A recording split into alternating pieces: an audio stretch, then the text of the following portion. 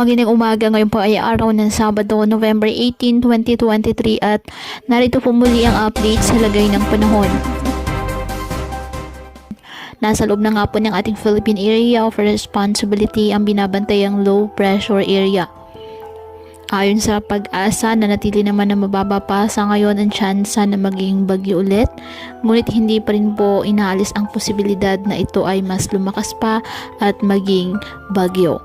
Ngayon pa man, nagpapaulan na po ang trough o extension nito sa iba't ibang bahagi ng ating bansa. Habang shoreline nakakaapekto pa rin sa eastern section ng southern Luzon at hanging amihan o northeast monsoon nakakaapekto sa nalalabing bahagi ng Luzon.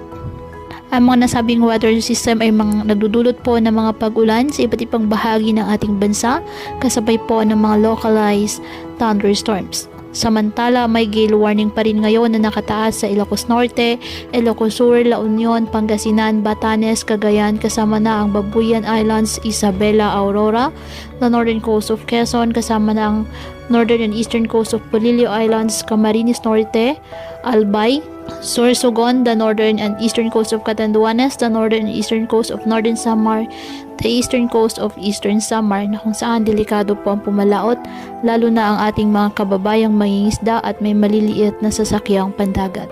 Ngayong araw, ang Visayas, Bicol Region, Northern Mindanao, Caraga, Davao Region at Palawan, apektado po ng shoreline at ng trough ng low pressure area, kaya asahan po dyan ang maulap na kalangitan na may kalat-kalat na mga pag-ulan at thunderstorms. Apektado naman ng amihan ang Cagayan Valley at Apayao, kaya asahan din po ang mga mahihinang pag-ulan at maulap na kalangitan.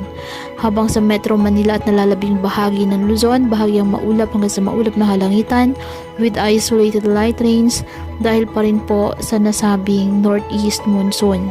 Ang nalalabing bahagi ng Mindanao, bahagyang maulap hanggang sa maulap na kalangitan with isolated rain showers or thunderstorms dahil naman po sa mga localized thunderstorms. Kaya po patuloy po natin na pinag-iingat ang ating mga kababayan sa banta ng mga pagbaha at pagguho ng lupa at ugaliin po na magdala palagi ng payong o kahit anong panangga sa ulan kapag lalabas ng ating mga tahanan. At yan po muna ang update sa lagay ng panahon ngayong araw. Muli patuloy po tayo na mag-ingat at palaging tandaan, God loves you. Stay safe and God bless.